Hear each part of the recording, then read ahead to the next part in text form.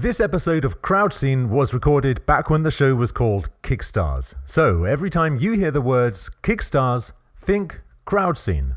You can now find us at crowdsceneshow.com and also follow us on Twitter at crowdsceneshow. Thanks for listening. Kickstars. Here on the first episode of Kickstars, we dive into the world of songwriting with guest Kim Boekbinder. Kim's a veteran crowdfunder with a very dedicated fan base. She's funded tours across America, and for her latest album, she looked to her fans for inspiration. You won't believe how many songs she's had to write. So many, she may have broken a world record. She even wrote us a song. See if you can spot it.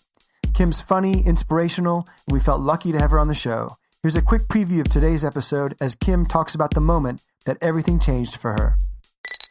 I was so high from that experience, and it felt so amazing that the next day I just felt like I was floating, and I just knew I was like, that's it. This is what I'm doing for the rest of my life. Kickstars, gonna kick it with Pete and Mike. Kickstars, interviews behind the hype. Kickstars. Hi there. Hello. Welcome to Kickstars, the show about successful crowdfunding campaigns and the people who make them happen. I'm Michael Ogden. And I'm Peter Dean. You're in for a treat. Our guest today was Kim Boekbinder, a singer-songwriter from New York who may have just broken a world record with her Kickstarter project. She's a fantastic personality, and she shared with us a host of insights into running a successful campaign. We were really lucky to have her on the show. We certainly were. And Kim is no stranger to Kickstarter. In fact, she is something of a veteran. She's completed 19 separate campaigns now, the first of which was all the way back in 2009. Back when Kickstarter was in beta, in fact. She's got an awful lot of experience, and she shares that experience with us. So Kim's project was called Infinite Minute, and in her words, she describes it as an infinite album of 1-minute songs. One song for every $100 pledged. Into infinity, 1 minute at a time. So her goal was to raise just $100, but she ended up raising almost $15,000 from a total of 898 backers. So she raised $15,000. Which at $100 per song, that's 150 songs. Exactly, yeah. And in fact, just after the campaign finished, a further 19 people got in touch with her and commissioned songs. So Kim has committed to writing 169 songs. Which, if she does it, it could well be a new world record. The most songs on an album. Pretty amazing. Welcome to the show, Kim.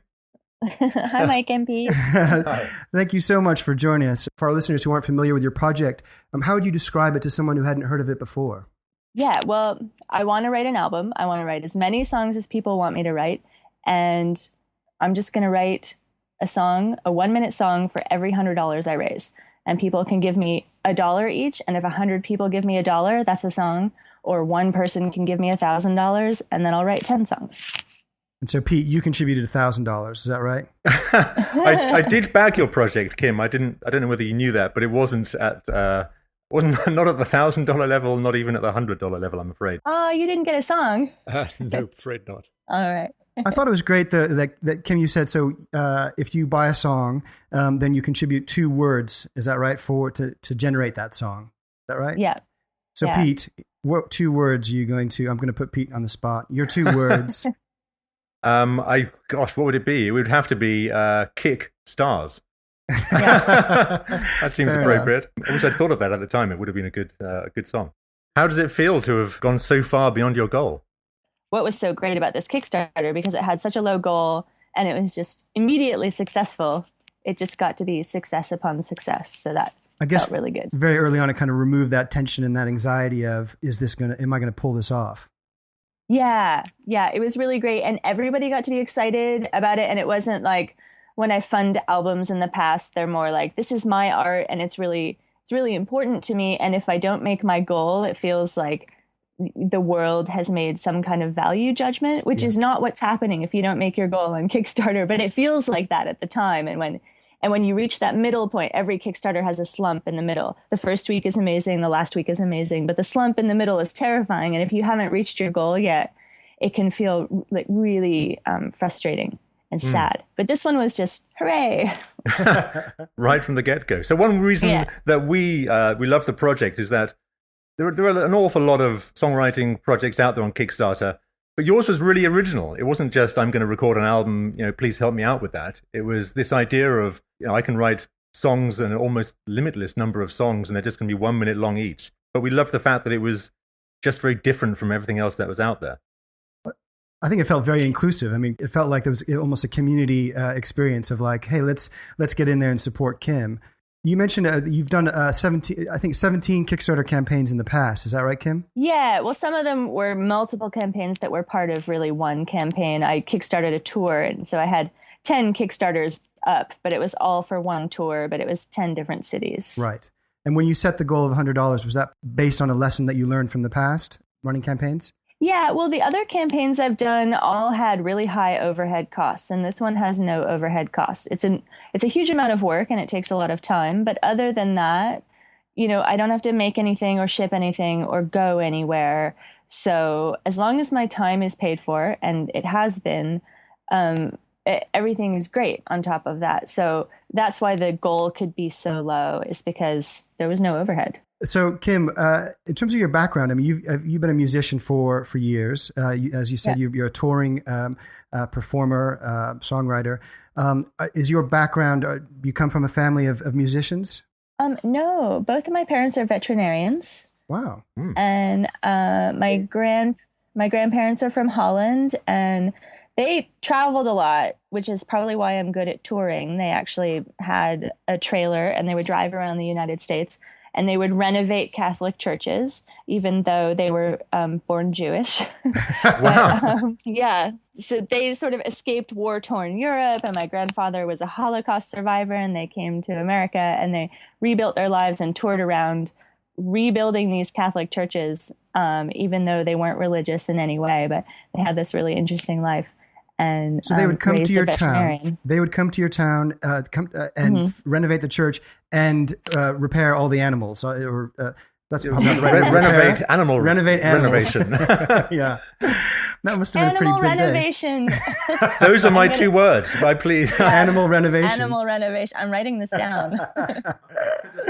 And so the music came for you was there a teacher in your background that you thought, that inspiring, or how did you become the musician that you are? And how come you didn't end up another veterinarian? Doing animal renovation. Yeah, animal renovation, yeah. Well, my parents were very interested in the arts, and so I had a lot of art classes, both in school and outside of school. They would just hire people from the local community to come and teach us. I had 3 siblings, so we were sort of a little tribe, and we always had art teachers. I started my first piano lessons when I was 5 years old, I think. So even though I'm not classically trained, music has always been there, always a big part of my life. And I guess I've just kept that going. And about 10 years ago, I just decided to do it full time. It'd be great to talk to you about your writing habits for a second. So your daily, you wake up, do you have a goal in mind that you're going to write 10 today? I've been trying to write 4.25 songs a day, because that's how many I need to write to finish the Infinite Minute by the end of February. But I've had other things to do. I have a few other shows this month and other things that I've been commissioned for. So I spent a few days not writing songs. So today I woke up and I said, okay, I'm going to write 10 songs. Mm-hmm. And I didn't know that I could do that, because so far the most I've written is 6 in a day, and that was a lot. But I actually wrote 10 today, and they're actually good. Fantastic. That's incredible. Well, so you start off with your 2 words for each song. And then do you give yourself kind of like, I'm going to spend the next hour on this, or how do you start a song and how do you know it's finished? I do limit myself a little bit, because I can work on a song pretty much indefinitely. I can just keep tweaking it and making it better and re-singing the vocals. And one of the nice things about this project is that I just have to sort of not be precious about things and just go, you know what? It sounds really good. I'm just going to ship it like this, because I can't, at $100 a song, I actually just can't spend 3 days on one song. And probably liberating. Yeah, it's really nice. And I'm learning a lot about, just sort of like letting things go. And I did a project once a couple years ago that was a song a day for a month, but it wasn't quite the same. Well, because you were overthinking it. Yeah, definitely overthinking that one. But yeah, this one's really good. And Today, actually, I did this pretty crazy thing where I was at 4 songs and I had to go to lunch and I was meeting somebody and I had 15 minutes and I really wanted to hit 5 songs before lunch. So I just went, okay, I'm going to write and record a song in 15 minutes. That's totally insane. There's no way I can do that. But I did it. And it's maybe my favorite song of the day. Oh, wow. It's really beautiful. I once heard someone say that songwriting is like taking a shower, right? If you don't do it every day, you stink. Yeah. So I'm wondering whether are you finding that the opposite is true? Like the more you write, the better you get. And is this going to mean that when you eventually return to writing regular length songs, they're going to be better for this experience? Oh, absolutely. I think so. And learning how to record more on my own is really good too, because the process of recording is kind of like learning another instrument. And so it changes the way that songs are structured. And yeah, this is an amazing experience. Basically, I'm being supported financially to learn how to become a better songwriter and also just to create songs. And people are hiring me to make songs. Like I wrote a song yesterday called Marry Me. Those were the 2 words. And this is a song that somebody's going to use to propose to somebody else. So this, and there are all these songs people are like, this is for me and my best friends, or this is for my cafe. And I get to be part of people's lives in this really, really important way. And it feels really amazing. Was that unexpected? This putting into this? Yeah, I wasn't sure. I knew that there would be some romantic songs, but it's really, it's affecting me a lot more than I expected in a really nice way. Do you feel more of a pressure when people say, hey, I'm going to use this in this way as opposed to a throwaway? No, I like it. Okay. It's good, actually. What I've been impressed with, because I've listened to, I think, your first batch, which was delivered before Christmas, I think, was something like 37 or 38 songs. Yeah.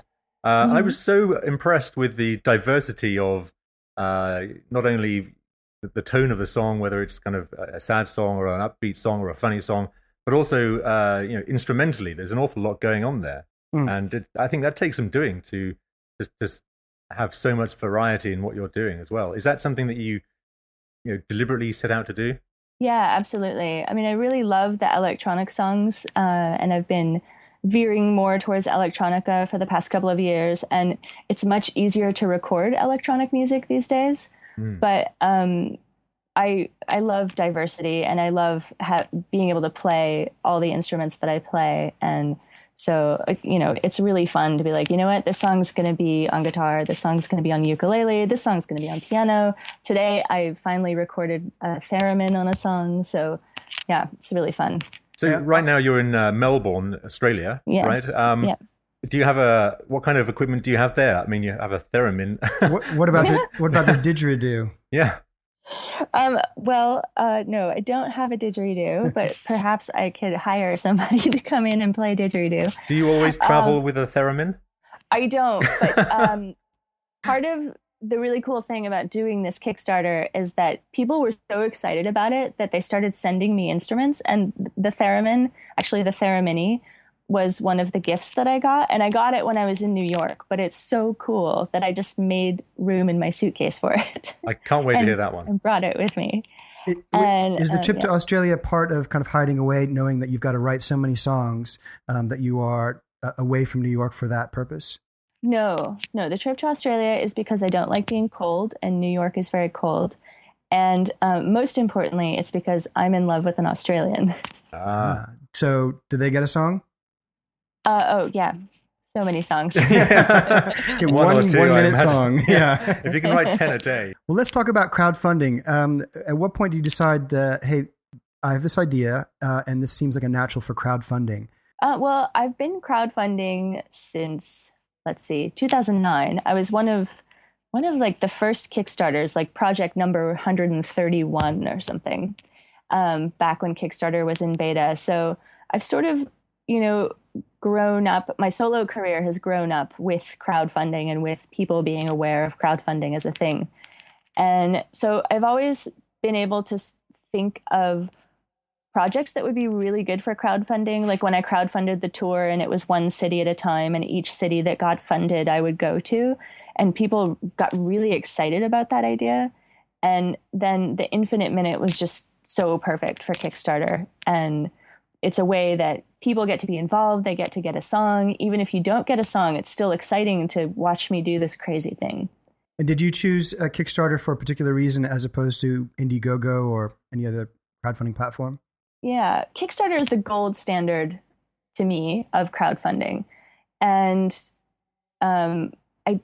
I think it's the best. It's really, what they're doing is amazing. The way they present it, everybody understands it. Like, even if you do an Indiegogo, you still call it a Kickstarter because people know what that means. Mm-hmm. You might say, oh, I'm on Indiegogo. It's like Kickstarter. Right. And so even though Indiegogo is doing some great things as well, I just think that there's something that you get with the name of Kickstarter that is worth a lot. I was imagining perhaps you might say something along the lines of, well, Kickstarter is better for this kind of project. And well, I mean, I've seen great things on Indiegogo as well and other crowdfunding things. I mean, the nice thing about Indiegogo is that you don't have to have a minimum goal. So you can raise any amount of money, which is really good. And for some projects, that would be great for things that you're going to plan to do anyway, but still want to raise money for. You had this idea for this campaign. How much time elapsed between going, okay, I've got this thing, and then getting it up online and starting the campaign? The first time I thought of it, I actually thought of it for like one of my full albums.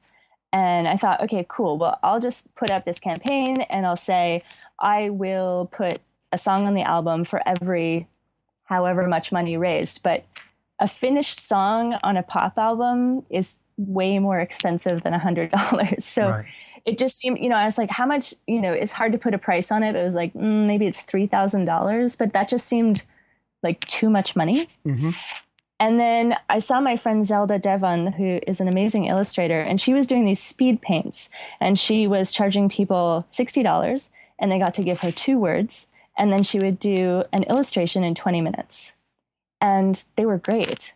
And so seeing that, I sort of combined those 2 ideas and sort of went, okay, I can do this infinite album for $100 a song, but they're only a minute. People give me 2 words, and I don't spend 3 months on each song. And once you had that idea, then were you up and running with Kickstarter within the next month? Yeah, it took me about a month to put the campaign together, the video, and just sort of distill the idea and make it really easy to explain and exciting for people. Now, you exceeded your campaign was $100. We all know that you exceeded that massively and super successfully. How long did it take you to pass that goal? The $100? Yeah. I had that within the first 30 seconds. That was a relief. Yeah. That's almost cheating, isn't it? Yeah. So you pressed the button, you made it live, and then 30 seconds later, success. Yeah, it's interesting. I mean, there's still, even though my goal was $100, I still had an internal threshold. I don't think I actually had a dollar amount, but there was, if it had gotten less than $1,000, less than 10 songs, let's say, I would have been a little bit disappointed. Mm-hmm. But my threshold was pretty low. But I definitely still had, I was like, well, I mean, I know it's going to do better than 1 song, but I really want it to be at least 10 songs. You've done quite a few Kickstarter campaigns before, so were you at all nervous about this particular campaign? I guess just that I might not meet that internal threshold, but that, after the first day, that was any nervousness was gone. And it was how much did you manage to raise in the first day? I don't remember, but I'm pretty sure it was over 1,000. And I mean, you said earlier that typically on a crowdfunding campaign, you get a peak at the beginning, and then maybe a month of flatlining, and then a peak at the end again. Was it like that for you, or were there any standout days? For this one? Well, this one was a little bit different, and partially because I didn't do that much promotion for it, but other people did because other people found it really exciting. And so this one actually kept going pretty steadily. I had a little bit of a slump around week 3, but once again, the first week and the last week were the most exciting, but it was pretty steadier than other campaigns have been. How did you first get the word out? That was just to my fans, just to my email list, my Twitter, and my Facebook. And I have this incredible fan base. I'm so lucky to have these people who are so incredibly supportive and just love me writing songs, which is also what I love. When you're starting a campaign, is having a mailing list crucial to success? Yeah, absolutely. It's it's all about the fan base. And that's what a lot of people don't understand is they see, they're watching these crowdfunding campaigns and they're going, oh, this guy got $60,000 for potato salad. My idea is actually amazing, so I'm going to make it. And it just, it doesn't work that way. It's like going, well, that guy won the lottery, so my idea is going to sell. It's actually two different things on one platform. So that's where it gets a little bit confusing. But it really is, when you start crowdfunding, it's your fan base. And if you don't have a fan base, it's your friends and family. So you were hoping secretly to raise at least $3,000 or so, which would have left you writing about 30 songs. At what point did you start thinking, wow, this is going way better than I thought? Maybe too well. Too well, leaving you with an unbelievable number of songs to write. There wasn't a point where I thought it was too many songs. My boyfriend was worried. But I was like, wow, what if it gets to 10,000 songs? That would be amazing. And he's I'll never see you again. For the rest of your life, 1 minute songs. And I'm doing calculations at the breakfast table going, okay, 10,000 songs. If I do this many songs a day, I'll be writing for 10 years, but it'll be totally great because I have $1 million. Yeah.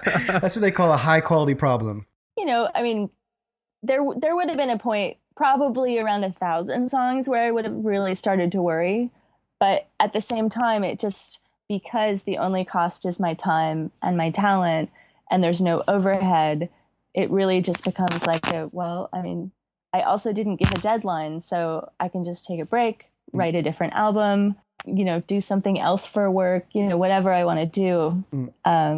So I was never really worried about it. And I can write a lot of songs. Earlier, you said a song can cost $3,000, but that wasn't going to be something that would be that inclusive to people. But by making it $100, all of a sudden people felt like that they could participate. Yeah, that was really important to me. And watching my friend Zelda do these illustrations where people weren't doing a full commission. Like if you go to her and say, I want to commission you to do something for, the cover of my book, she's really expensive. But for $60, you get to give her 2 words and she does whatever she wants. And people were getting amazing things. And just this thrill of having given an artist 2 words that seeded this incredible thing that you get back. And I just thought, wow, actually, that's really cool and inspiring. And I liked watching it happen with her. And so it was really cool to be able to do that myself. And are you starting to get a loop with your fans listening to the songs that they've received and getting feedback? Well, nobody's ever written to me to tell me they don't like a song. Mm-hmm. Mostly people say, this is amazing. It's the best thing ever. This is the best present I've ever gotten to give to somebody else. Or they give it to somebody else and then they write back and say, I just want you to know that she said it was the best present. She cried. I love that. Okay, Kim, we're going to be taking a very short break now. When we come back, we're going to be talking about how you kept up momentum and also how you are dealing with the struggle of writing this many songs. Okay. We'll be back with more Kim in just a second. Just want you to know we have some great guests coming up in future episodes. Be sure and subscribe to Kickstarter's show on iTunes or any other podcatcher so you can automatically download episodes for free. You're going to like our next guest. He has a lot of great advice. He's designer and entrepreneur Victor Matthew, and he shares with us what he learned as he successfully crowdfunded his project, The Flip Band. Based in San Francisco and a veteran of a number of tech startups, Victor went out on a limb to fund his answer to helping people improve their habits and meet their goals. And what he came up with is a surprisingly low-tech but effective solution. Victor ran a great campaign. He's got a lot to say about life as an entrepreneur, and we know you'll enjoy hearing his story. And that's on the next episode of Kickstars. And now, back to Kim on today's show. So, Kim, were there words that people sent in that were meant to inspire you, that surprised you, or that ended up being very challenging to write about? Yeah, sometimes, and it's not for any particular reason, and I won't actually mention what the words were because I don't want people to know that I struggled with them, but sometimes I'll just get 2 words and be like, I don't know what to do with that. But oftentimes, those songs end up being my favorite songs because I just sort of have to push through something. And today I wrote a song. This was not difficult for me, but it was just really funny. The words were menstrual hygiene. So I was like, okay, great. So there's Thank a you. song. Yes. Yeah. And every once in a while, one of the worries is that people are getting like 169 songs, and some of the songs are going to be about things that people don't want to hear about. But because people have given me these 2 words, they all go on the album, and you just take them off your playlist. But that song is actually really good. It's going to be a club hit. And what for you makes a good song? Yeah, I think that catchy is really good. I think that some songs I just sing really well. There's something about the phrasing and the melody, and some things just sort of spring fully formed in a way. And so there's less of sort of a struggle, and some things are just a constant struggle, and I never feel like I quite nail them. Is it possible that with 169 songs that you're going to write for this album, that there will be kind of an overall thematic conceit to it, or are they all standalone? I think if there's any sort of thread running through the album, it will be alliteration. People really like giving me, words that go together, like Marvelous Maurice and Sassafras Serenade, and they sound like children's books. Marvelous Maurice. Yeah, maybe that's something. Marvelous Maurice is a really good song. I wrote it a couple. I listened to that yesterday. It is a good song. Yeah. You're humming it as you came to the studio. In fact, Pete was saying before we came on air that he thought you might be kind of creating a new genre. He was saying it's like a haiku, like a song. Well, like with stories, you have like regular stories and short stories, and now it's a short song. I think given how many of these you're writing and consistently sticking to just 1 minute, I think there should be a word to describe it's a song. bookbinder. A bookbinder. It's a bookbinder. I like Perfect. that. Well, the Residents did actually do an album of 1 minute songs, but they were being that was cultural commentary, and they were sort of making comments about pop songs getting shorter and shorter. And so they did a whole album of 1 minute songs, and they're actually really interesting to listen to. Well, and so 169 songs on an album, I mean, is that heading towards Guinness territory? Should we be making a phone call here? I think it might be. And one of my friends suggested that I get in touch with them. And I've done some Googling, and I haven't found anybody who's written that many songs for one single album. There are compilation albums, of course, throughout an artist's career, but I don't think that those would count, because I think that writing this many songs for one single album is a very different project than just amassing a bunch of songs that already exist. I would love to have a framed world record on my wall. Yeah, well, definitely get in touch with them. I think they give you a crown, a sash, a special watch, and some shoes. You get a whole kind of gear. Do I get to be the Queen of England? You get to be the Queen of England, but only for an hour. That's how the Queen of England became the Queen of England. Yes, yeah. She wrote 100 songs. Yeah. She has the most world records. Yeah. I like this, what you said earlier, Kim, about letting yourself go and kind of not second guessing yourself in terms of writing songs.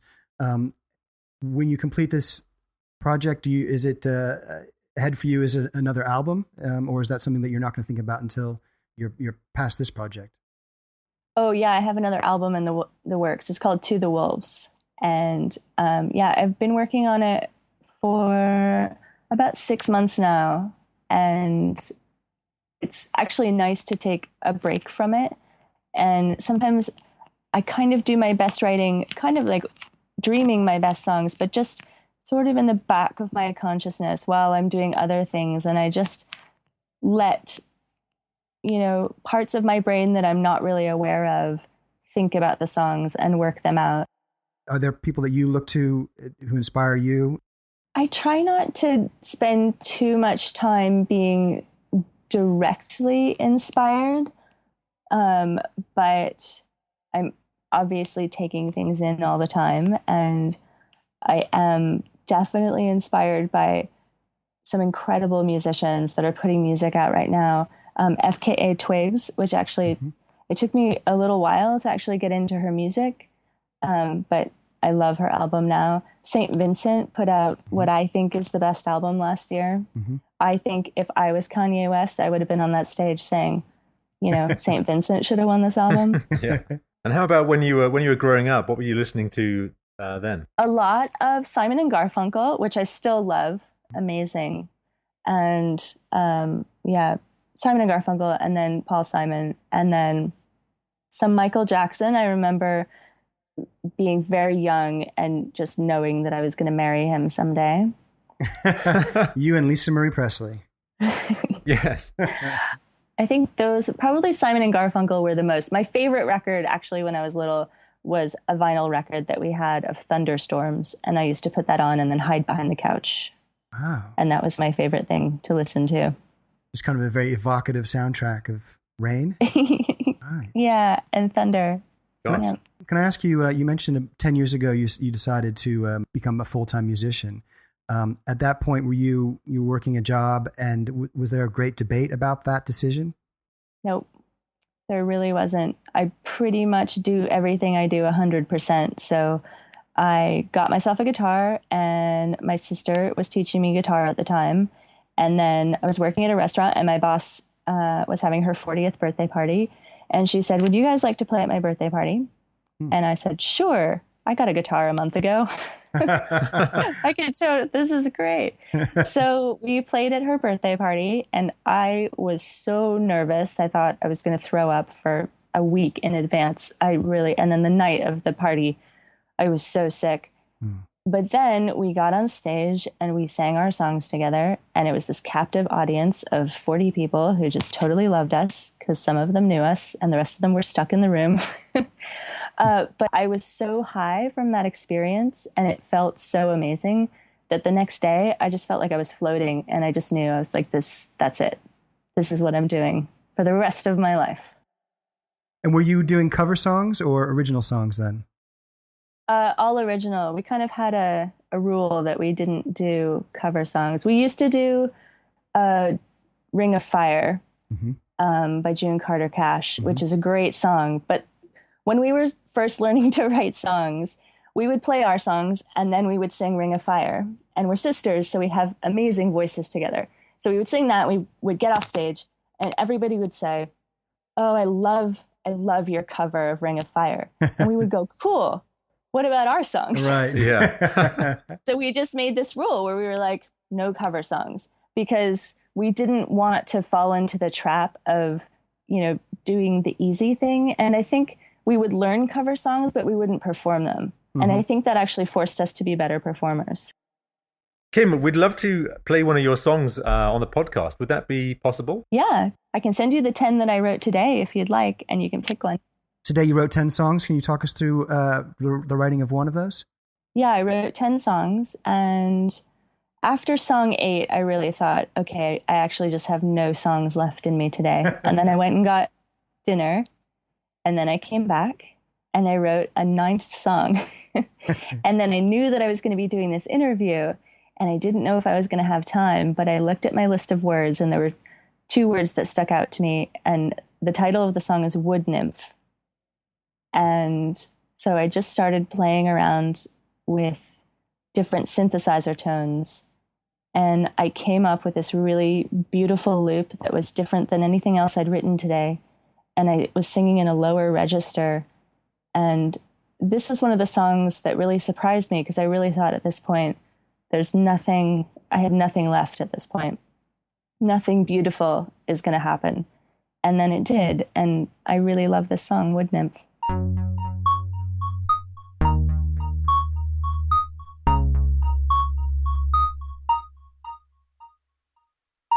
This tree is my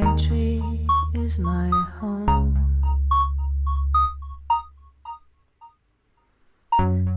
I climb into her leaves to feel the wind blow. Her branches smooth and bare, reaching out into the air. This tree is my home.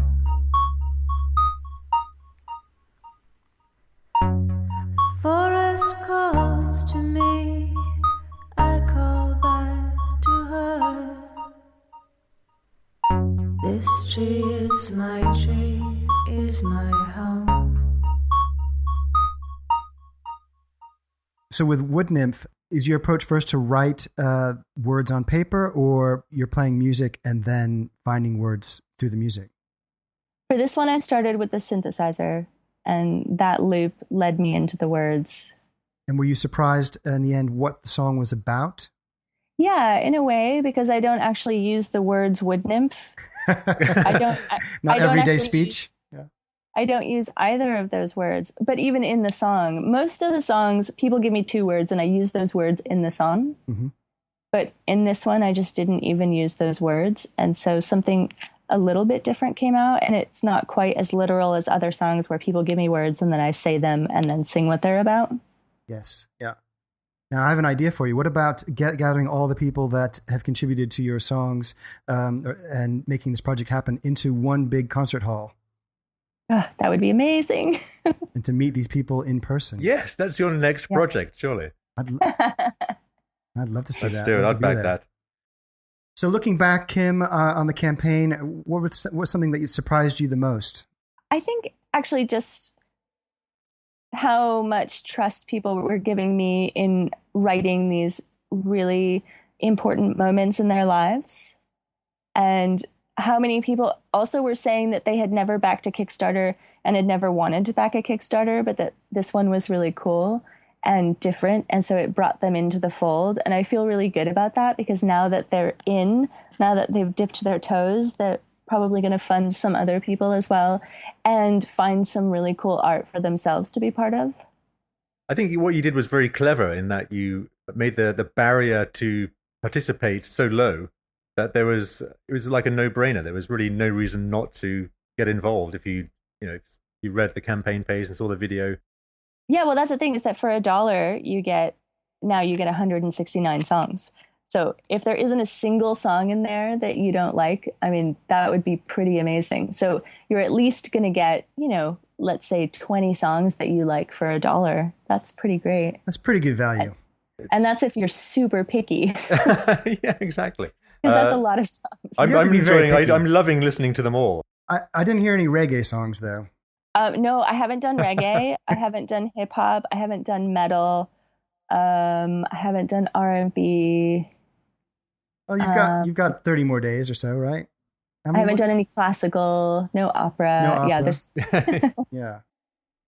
So, Kim, we asked you to come up with some advice for our listeners in the form of your 3 top tips for crowdfunding. Now, these can be things you recommend or things that people might want to avoid. Yes. One thing that I think is really great, and I see the people that are really successful at Kickstarter are people who started small. So start small if you can. If you can do a Kickstarter for $1,000 or even less, like whatever is small to you, everybody has a different scale. But just start small and test the waters and learn how to do a Kickstarter and fulfill a Kickstarter and sort of teach your audience to support you that way. So instead of going, okay, I'm going to make an album, it's going to be $40,000, come on, everybody, and then stress yourself and everybody else out, just do like, hey, I'm going to do a demo day in the studio, and it's going to be $1,000. Let's do that. And so, yeah, starting small is really good. 2 is that your art is the reward, and to really keep that in mind when you're trying to come up with all the rewards. And I've seen people overextend themselves, feeling like people are giving me so much money, I want to give them value. And you have to trust that the people funding you are deciding the value for themselves, and they're funding your art. And your art ultimately is the reward. So you don't have to spend 3 years hand making things for people, because that's also going to be stressful. And 3 is that shipping is always more than you think. So that's start small. Art is the reward, and shipping is trouble. Yeah, avoid shipping. Can I ask you about on the art is the reward? Are you saying that ultimately it's a personal experience that you have to decide what your success criteria is and not let other people decide for you? Yes, also that. Okay. No, I meant that, like I had a friend who was doing a theater piece, and so she had a Kickstarter. And because she felt like people were giving her so much money, and she raised $35,000. That's a lot of money to make an art piece. But she sort of had a little bit of like money guilt or something. So she felt like she had to give more and more. And so she promised to, hand write letters to people, and it became overwhelming. Right. And very stressful to her. And even though that was an amazingly successful Kickstarter campaign, she's never done another one in the past 6 years because that one was so stressful. Right. And people were funding her because they believed in her art. And her art to them was the reward. But she really felt like, no, no, no, I have to give them more. They're giving me so much. And so she sort of did this backwards.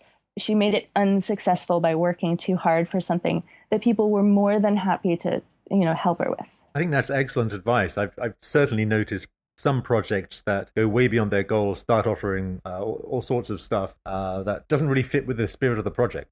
Yeah, well, it's easy to do. I've done that too, where I'm just like, oh my God, we have so much money. And it's also fun to make things, and go, yes, we're going to make more art and send you more things that you didn't even know about. And so it's also really fun to be like, yes, I get to make more stuff, but it's also really easy to forget that you've actually just made more money because you now have to ship more. So your expenses have also increased, but you're just seeing, this accumulated sum of money that most people aren't used to seeing. So you're looking at it and going, oh my God, I have $15,000. It's so much money. But you haven't also seen, Kickstarter isn't also keeping a tally of your expenses. Yeah. So it's really easy to go, wow, amazing. People are just handing me so much money. It's like, no, you're giving them stuff. And they've already decided to give you money for what they thought was fair. Exactly. I think there is a guilt factor sometimes with people that we feel like you're enjoying doing something that you shouldn't be paid for it, or that you feel like this is too much fun. Creative people in particular have that issue, I think. Mainly creative people, in fact.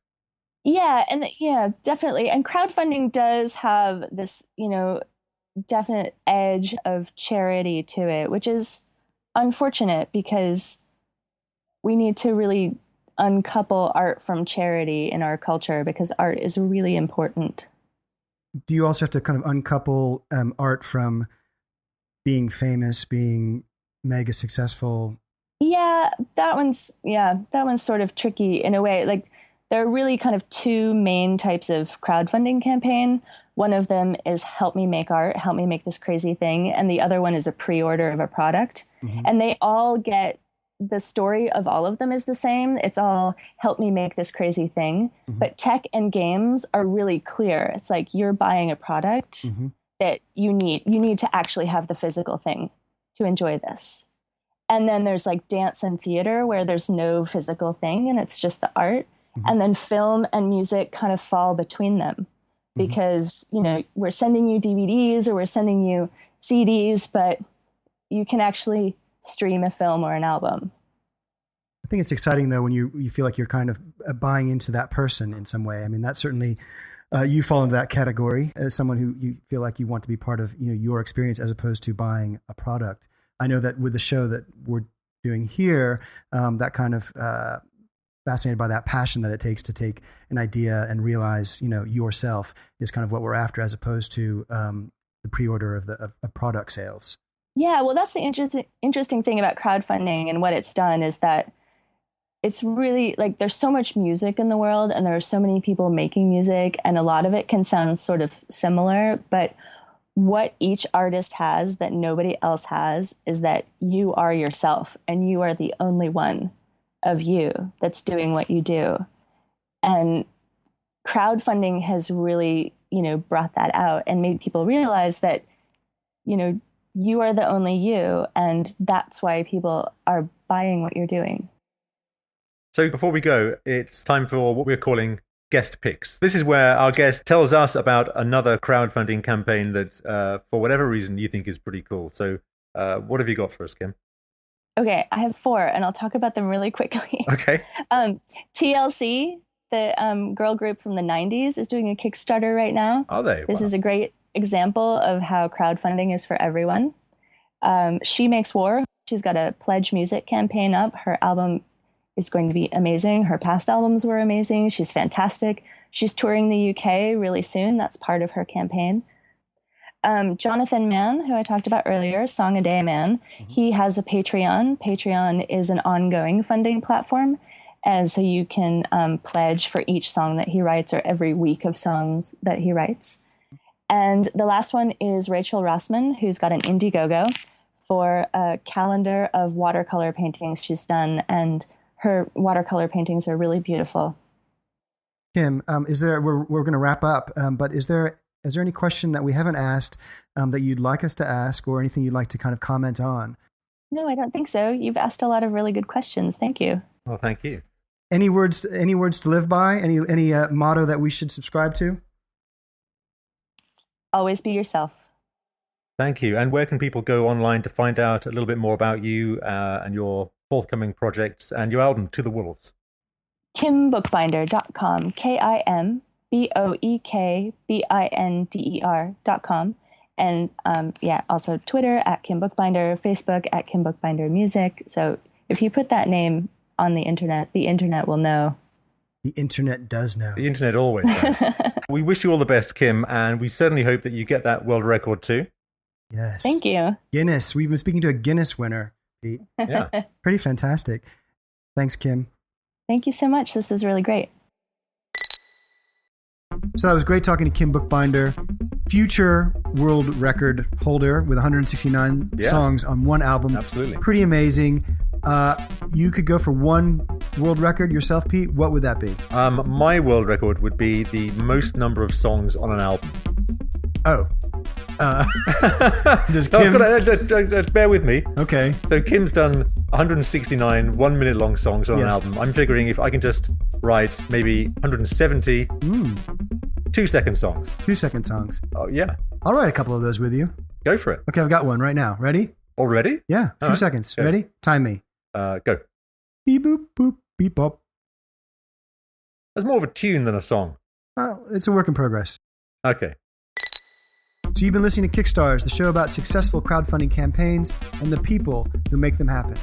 Thanks again to our guest, Kim Bookbinder. You can find out more about Kim at kimbookbinder.com. And to find out more about Kickstars, visit us at kickstars.net.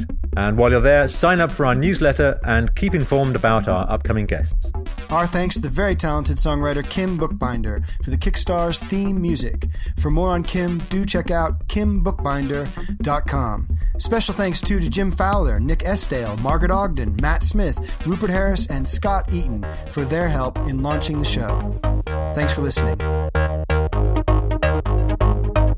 Kickstars, gonna kick it with Pete and Mike. Kickstars, interviews behind the hype. Kickstars,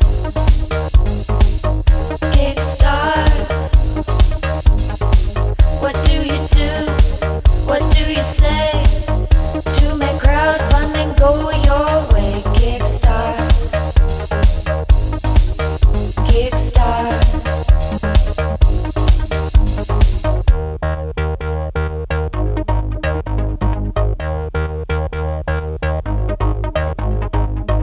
Kickstars, Kickstars, Kickstars. Your shake brings all the backers to the yard. Now that's what I call epic.